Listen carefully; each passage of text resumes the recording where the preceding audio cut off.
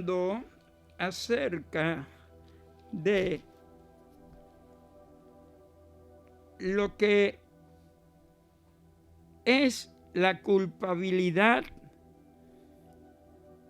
en el hombre por el pecado, pero estamos yéndonos a la diferencia entre judíos y gentiles, a lo que ya vamos a entrar hoy en el capítulo 3 y desde el verso 27 del 2 vamos a seguir leyendo. Y el que físicamente es incircunciso, pero guarda perfectamente la ley, te condenará a ti, que con la letra de la ley y en la circuncisión eres transgresor de la ley. La circuncisión. La circuncisión fue una señal para el pacto de Dios con Abraham. Esa circuncisión es quitar el prepucio del órgano viril y entonces tener esa señal en su cuerpo, que donde quiera que fueran y pudiesen ser interrogados, ser vistos o ser tenidos en cuenta, pudiesen mostrar esa circuncisión como que eran parte de el pacto de Dios con Abraham. Dios quiso que Israel fuera el pueblo que diera a conocer a Dios en el mundo. ¿Por qué? Porque durante todo ese tiempo pasado, antes de Abraham, Dios se le había revelado a algunos hombres. Ahí tenemos a Enoc, tenemos a Noé y vámonos a Abraham. Abraham fue un hombre escogido por Dios porque le creyó a Dios. Y él escogió a sus generaciones para que fueran los que dieran a conocer el nombre de Dios al mundo. Ese pacto de el prepucio de la circuncisión era con el pueblo de Dios. Le decía en estos días que Dios mandó a que Abraham se circuncidara a todos los hombres que le servían y a su descendencia. Pero llegó el tiempo en que estos hombres circuncidados se la echaban como que ellos eran los únicos que tenían derecho a tener la relación con el Dios verdadero. Y perdieron de vista de que ellos eran un instrumento para llegar a los demás seres humanos de la tierra. Y se enorgullecían, y dice en el capítulo 2, verso 23, tú que te jactas de la ley, con infracción de la ley deshonra a Dios, porque como está escrito, el nombre de Dios es blasfemado entre los gentiles por causa de ustedes. Pues en verdad la circuncisión de la que hablamos aprovecha si guarda la ley, es decir, que la circuncisión no era como un medio de salvación, no. Era sencillamente un pacto entre Dios y ellos para que ahí estuviera la señal de ese pacto. El pacto siempre se hace con sangre. Siempre en la antigüedad los hombres se hacían una herida en su muñeca y la juntaban con la del otro. Los dos heridos fusionaban su sangre en esa forma. Se unían las dos heridas, la de uno y la del otro, y eso ya era un pacto. Aquí el pacto estaba en la circuncisión del prepucio. Bueno, sin embargo, no era como un medio de salvación para que ya ellos estuvieran apartados como para esos fines de ser salvos. Dice la palabra: y el que físicamente es circunciso, pero guarda, el que físicamente es incircunciso, pero guarda perfectamente la ley, te condenará a ti mismo, que con la letra de la ley y con la circuncisión eres transgresor de la ley. Lo que Dios buscaba era que a través de la ley pudiesen los hombres conocer su pecado, porque la ley no es tampoco una tabla de salvación. La ley es el medio de conocer mi falta, mi pecado. Bueno, la Biblia dice no matarás, y mató. Pues ya la Biblia te condena, la ley te condena, porque dice que no lo debe hacer. La ley dice no hurtarás, pero tú robaste, ya tú transgrediste la ley. Y así hay esa diferencia entre la circuncisión y la ley. Ahora bien, dice: si pues el incircunciso guardare las ordenanzas de la ley, no será tenida su incircuncisión como circuncisión. No será tenida su circuncisión como circuncisión. Es decir, no vamos a tener en cuenta que él guarda la ley aunque no esté circuncidado. Eso es lo que nos dice. Si está circuncidado y no guarda la ley, de nada le sirve para el propósito por el cual se hizo la ley. Sin embargo, aquel que no es circuncidado, pero guarda la ley, he tenido en cuenta para el justo juicio de Dios.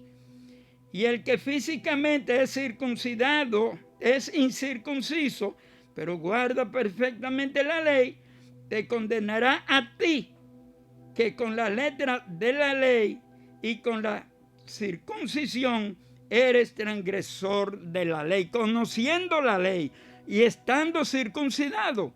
Sin embargo, no guarda la ley. El que guardó la ley, que no está circuncidado, entonces puede ser quien te condene.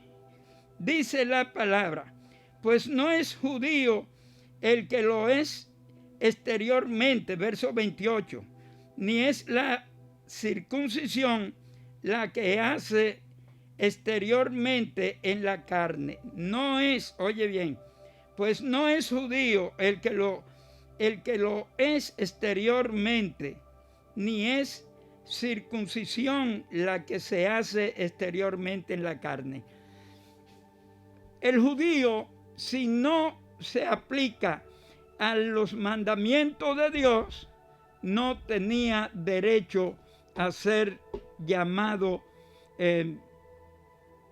judío.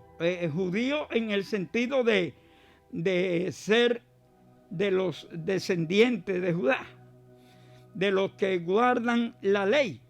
No, este no la guarda, este no debe ser llamado así, sino que es judío el que lo es en lo interior, y la circuncisión es la del corazón, en espíritu, no en letra. Es decir, la circuncisión a la que Dios quiere que vayamos no es a la circuncisión de la carne, sino a la circuncisión del espíritu. El espíritu no puede ser circuncidado conforme a cómo se circuncida al hombre, porque el espíritu no es carne ni es sangre, sino que es el poder de Dios en usted a través de su espíritu, que lo hace ser hijo de Él, con un requisito de antemano que es con derramamiento de sangre.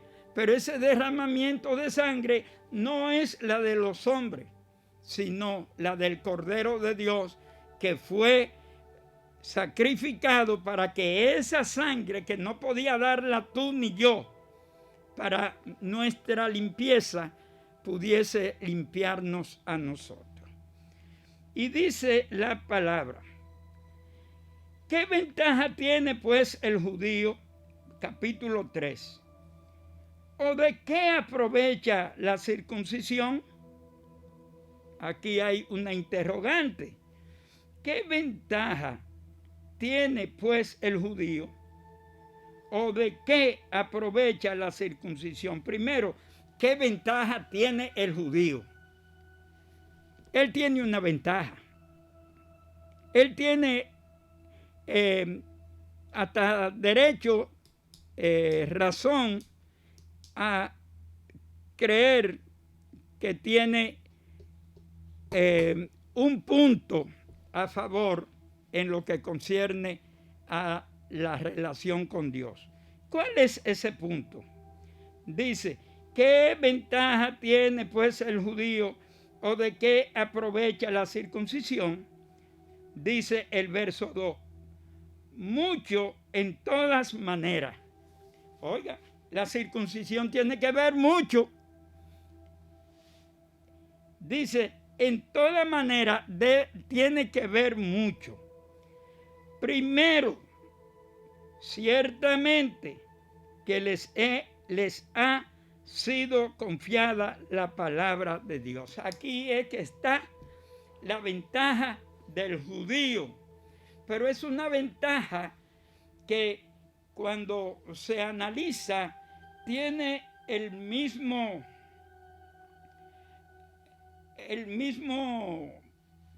componente en la salvación que nosotros. Pero aquí lo que se refiere es a que ciertamente que les ha sido confiada la palabra de Dios. A los judíos fue que Dios le entregó la ley. A los judíos fue que Dios le entregó la palabra. A los judíos fue que Dios le entregó su nombre, le dio su nombre que nadie lo conocía, y Dios se lo revela. Yo soy Jehová, el que hizo los cielos y la tierra. Yo soy el Dios eterno. Entonces, esa ventaja ellos tienen, que Dios se les reveló a ellos, que Dios le dio a entender a ellos que había un Dios, que no eran aquellos ídolos de aquel tiempo, y que también hoy hay, de que el Dios de ellos era lo que veían, una figura, el sol, la luna, las estrellas, el mar, las aguas, los animales, un árbol con una característica como con una deformidad que lo hacían ver como a un hombre o una piedra, etc. Dios se les revela a los judíos y por eso dice mucho en todas maneras. Primero, ciertamente, que les ha sido confiada la palabra de Dios. Eso es lo primero. Pues, ¿qué? Si alguno de ellos ha sido incrédulo, oiga, ahora le dice que tenían que creer. Tenían que creer. El pecado de Israel era que viendo las maravillas de Dios, no creían. Viendo las maravillas de Dios, no se sometían. Viendo las maravillas de Dios, clamaban muchas veces a esos ídolos de los cuales Dios aborrecía. No vieron los milagros, no vieron las hazañas que Dios hizo para darle el derecho de llamarse nación. No vieron que Dios le entregó la tierra. No vio que Dios en el mar le dividió las aguas y pasaron en seco. No vieron las 10 plagas de Egipto, no la tuvieron en cuenta. No tuvieron en cuenta los manantiales que salían de las peñas cuando estaban muertos de sed. No tenían en cuenta de que Dios le envió pan del cielo, pan de noble, cuando tenían necesidad en el desierto. No vieron tampoco que Dios le mandó codornices para que no fuera solo el pan. Porque ellos querían carne, Dios le dio codornices. Pero no solo eso, su ropa no se le envejeció en el desierto en 40 años. Pero no solo eso, también Dios le dio a ellos la bendición de tener una tierra a la que iban caminando para lograrla, para poseerla. Tierra de bendición que la tenían aquellos que desconocían el verdadero Dios y que quemaban a sus niños en hoguera para un ídolo. Ahí es donde Dios se le revelaba a Israel con todas esas bendiciones, con todas esas hazañas, con todos esos milagros, pero ellos se le olvidaba eso y volvían a pecar. Dice, pues que si alguno de ellos han sido incrédulos, su incredulidad habrá hecho nula la fidelidad de Dios. Aquí nos dice la palabra de la fidelidad de Dios. La fidelidad de Dios es que todo lo que le prometió a Abraham y a ellos lo cumplió. La fidelidad es que nunca lo abandonó, siempre estuvo con ellos, siempre lo protegió, siempre su brazo estaba con ellos para ayudarlo. Derrotaron a naciones poderosas, a Og, rey de Basán, a los filisteos, a los cananeos, y le entregó esas tierras. Pero dice que su fidelidad no puede ser abolida o ser ignorada cuando en verdad él ha sido fiel. Y aunque 1 o 2 o 1000 o 2000 o 3000 o todos aquellos que cayeron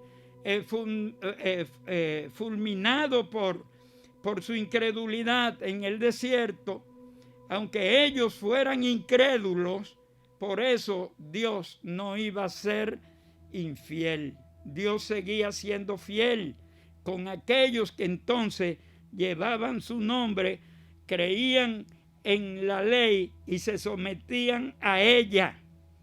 Dice la palabra, entonces, que con esas promesas que Dios le hacía y que cumplía, ellos debían entonces temperar, creer, estar seguro de que Dios no lo iba a abandonar.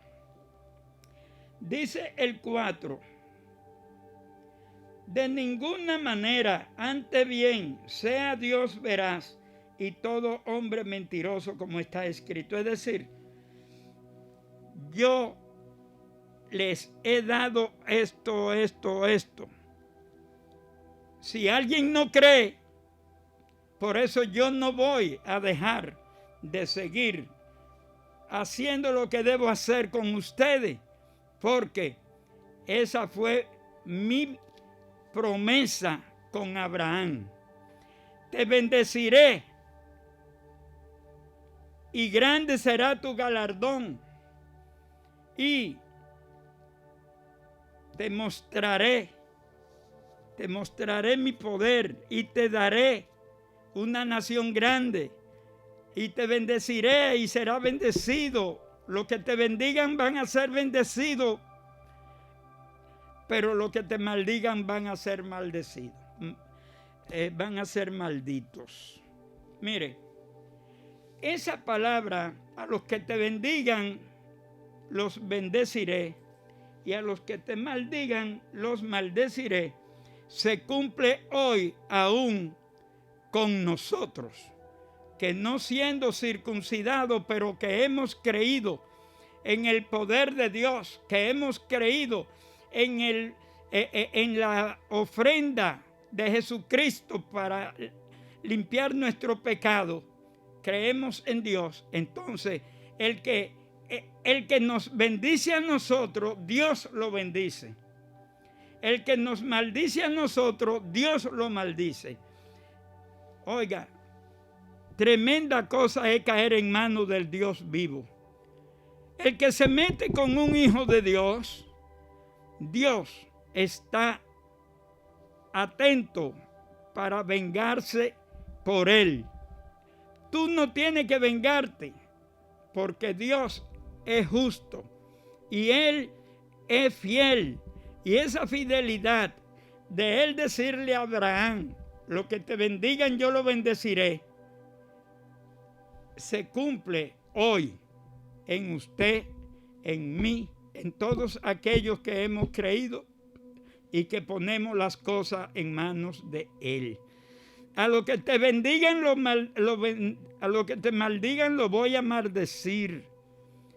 Yo le he hecho testimonio que he tenido de personas que se han opuesto a mí, que me han hecho daño, y delante de mis ojos Dios lo ha castigado.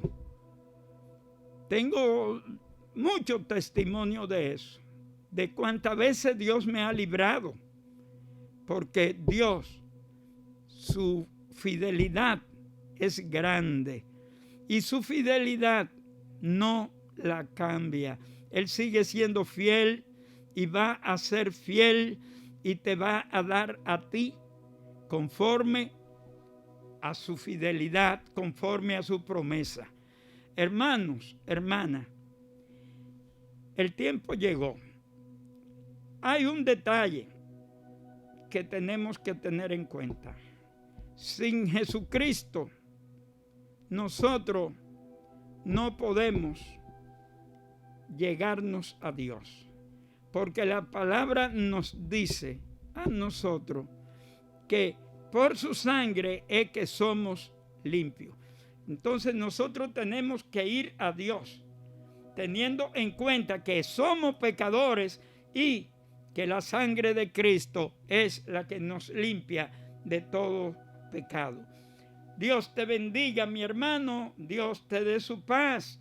Es tu hermano Ángel Rafael Cisneros en tu espacio, luz en sus habitaciones. Bendigo a mi hermana